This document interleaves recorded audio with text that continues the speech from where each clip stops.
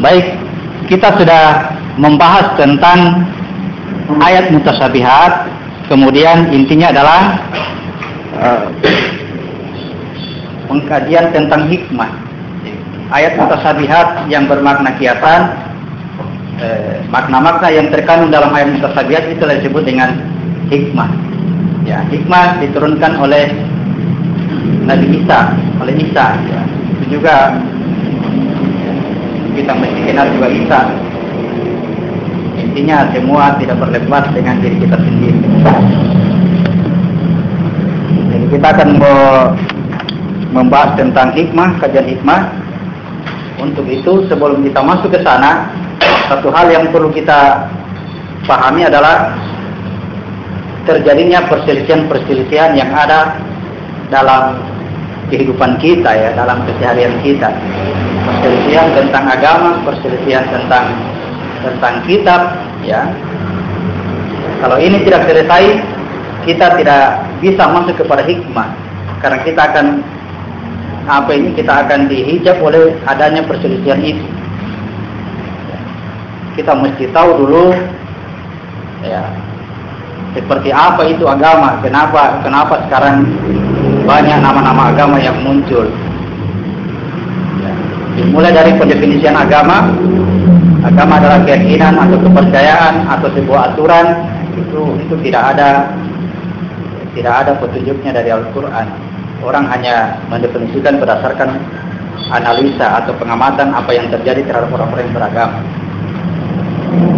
Al-Quran sudah menurunkan definisi yang jelas bahwa agama itu adalah fitrah atau penciptaan manusia. Jadi belajar agama, belajar kejadian manusia. Ya, itu jadi Al-Quran sebagai petunjuk dalam beragama, ya, Al-Quran juga berbicara tentang kejadian manusia. Baik, kita lihat Muhammad. Surat 3 ayat 81.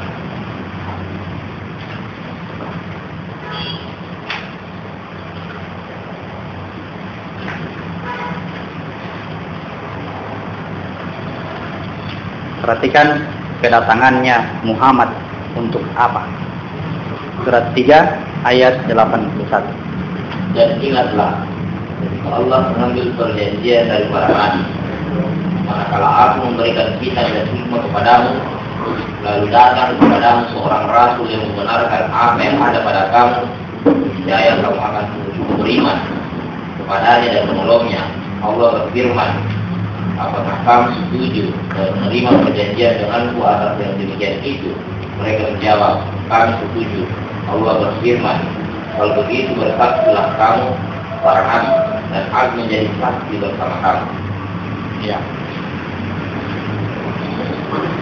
Coba perhatikan ayat ini. Sebelum nabi-nabi diturunkan, berarti masih di alam gaib, para nabi melakukan perjanjian dengan Tuhan. Apabila nanti telah datang kepadamu kitab dan hikmah, lalu datang nabi yang satu ini, yang satu itu yang dimaksud adalah nabi yang terakhir, ya, nabi yang terakhir atau Nabi Muhammad. Kita langsung saja, tidak ada penyangkalan di situ bahwa dia bukan Muhammad. Kalau datang nabi yang satu ini, maka hendaklah kamu menolongnya dan beriman kepadanya. Ya. Lalu ditanya mereka, apa kamu setuju terhadap hal ini? Apa kamu mau mengambil saksi terhadap ini? Para nabi menjawab, betul, kami bersaksi. Kami menjadi saksi. Nah, yang luar biasanya pada waktu itu Allah katakan, kalau begitu, aku bersama kamu bersaksi untuk dia. Jadi Allah bersama para nabi bersaksi untuk Muhammad. Ya, luar biasanya nabi yang satu ini, ya. Pertanyaannya kemudian, ketika Nabi Adam diturunkan, apakah Muhammad datang? Ya, kan? Apakah Muhammad datang? Kalau dia tidak datang, untuk apa dia berjanji? Ketika Ibrahim datang, apakah Muhammad datang? Seandainya Muhammad tidak datang, untuk apa dia berjanji? Ini bukan janji sia-sia, ini bukan janji cuma-cuma. Wahai sekalian para nabi, kalau sudah datang kepadamu kitab dan hikmah, saudara kita, saudara hikmah, lalu datang nabi yang satu ini, hendaklah kamu menolongnya dan beriman kepadanya. Apakah kamu bersaksi? Mereka menjawab, kami bersaksi. Nah, berarti mereka yakin bahwa akan datang Muhammad kepada mereka. Ya, ketika Adam datang, Muhammad pasti datang. Dan Adam menolong Muhammad. Ketika Ibrahim datang, Muhammad pasti datang, dan Ibrahim menolong Muhammad. Bahkan ketika Muhammad bin Abdullah datang, Muhammad juga datang, dan dia juga menolong Muhammad. Makanya kalimat syahadatnya sama juga. Ya, apa ucapan kalimat syahadatnya Muhammad bin Abdullah? Aku bersaksi tiada Tuhan selain Allah dan Muhammad adalah utusan Allah. Itu syahadatnya Muhammad bin Abdullah. Syahadatnya Ibrahim, syahadatnya Musa, syahadatnya Isa, semua syahadatnya sama. Aku bersaksi tiada Tuhan selain Allah dan Muhammad adalah utusan Allah. Kan sudah berjanji kan?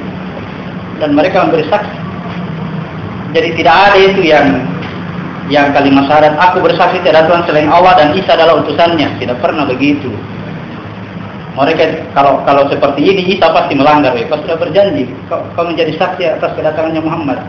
Kenapa syahadatmu beda? Kalau diucapkan dalam bahasa Arab, ini kan pada waktu itu belum ada bahasa Arab.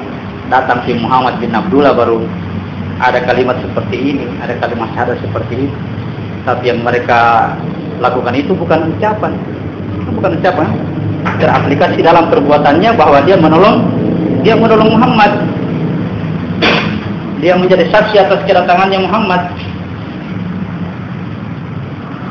Makanya ya, semua nabi-nabi diturunkan hanya untuk menjalankan misinya Muhammad. Jadi kalau dikatakan ajaran Islam adalah ajarannya Muhammad, saya bisa terima jika dia pahami bahwa nabi-nabi dari Adam sampainya Isa hanya membawa misinya Muhammad. Nah, itu saya terima. Kalau dikatakan Islam ajarannya Muhammad. Tapi kalau dikatakan Islam ajarannya Muhammad bin Abdullah, nabi-nabi yang lain bukan Islam, itu dia. Dari mana dasarnya itu? Surat 10 ayat 72. Surat 10 ayat 72. Nabi Nuh agamanya Islam.